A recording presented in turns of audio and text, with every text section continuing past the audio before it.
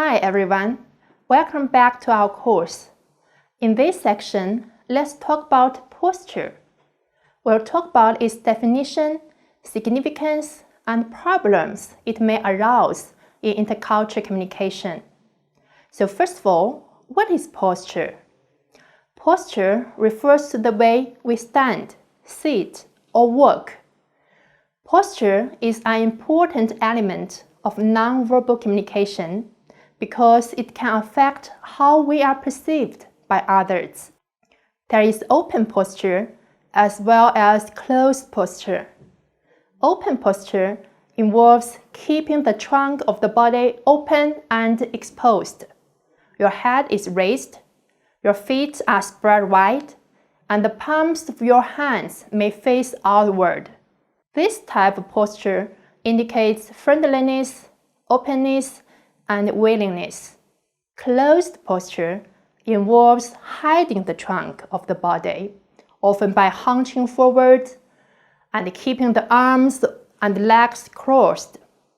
This type of posture can indicate hostility, unfriendliness, and anxiety, as is illustrated in the picture. So, if you want to look confident in other people's eyes, what kind of posture should you take? Our discussion board is open to any of your ideas and suggestions. In her speech, your body language may shape who you are. Social psychologist Amy Cuddy says our posture can be an expression of our power. When people feel powerful, they will assume a high power pose. When people feel powerless, they tend to hide themselves through a low power pose. So when we think of nonverbals, we think of how we judge others, how they judge us, and what the outcomes are. We tend to forget, though, the other audience that's influenced by our nonverbals, and that's ourselves. We are also influenced by our nonverbals, our thoughts and our feelings and our physiology. So what nonverbals am I talking about? I'm a social psychologist, I study prejudice, and I teach at a competitive business school. So it was inevitable that I would become interested in power dynamics. I became especially interested in nonverbal expressions of power and dominance. And what are nonverbal expressions of power and dominance? Well, this is what they are. So in the animal kingdom, they are about expanding. So you make yourself big, you stretch out, you take up space, you're basically opening up. It's about opening up. And this is true across the animal kingdom. It's not just limited to primates, and humans do the same thing.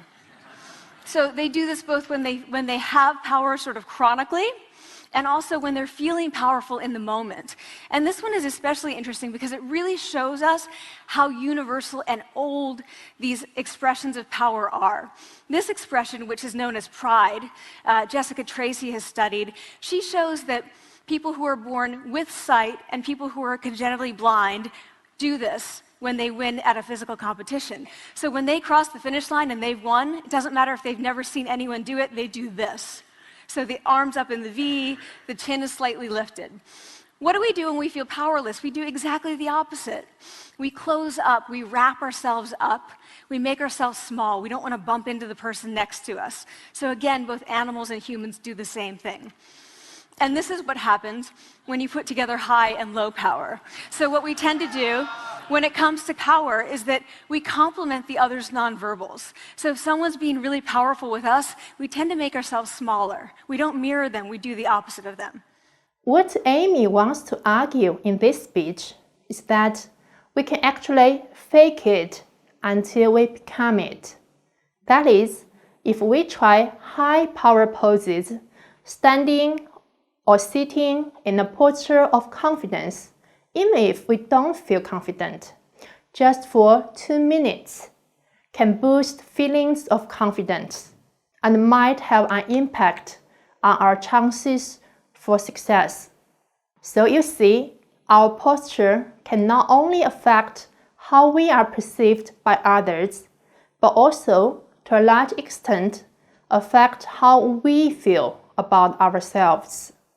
In intercultural communication, posture also cause problems. Posture and seating habits offer insight into a culture's deep structure. Misunderstanding arises if we don't know it. For example, we Chinese often say 站如松,坐如钟,行如风. We have our rules about how a person should stand, sit, and walk. If a person doesn't behave properly, he may encounter problems or failures in interactions with others. Look at this picture. What's wrong with Mr. Obama's bow? In Japan, the bow is much more than a greeting. It signifies status and rank. So, low posture is an indicator of respect. The person who occupies the lower status begins the bow, and his or her bow must be deeper than the other person's. So you understand why Mr. Obama's deep bow has aroused much anger and criticism in America. In the United States, being informal and friendly is valued. People often fall into chairs or slouch when they stand.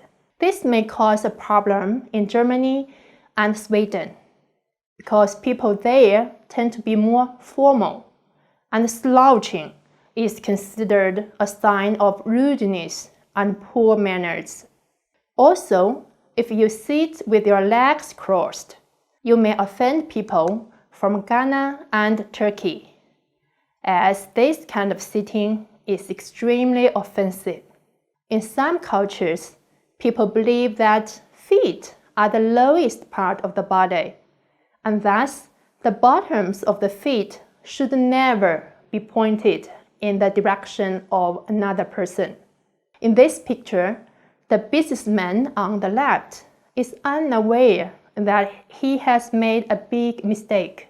In Middle Eastern cultures, it's insulting to cross an ankle over a knee and display the sole of the shoe while talking to another person.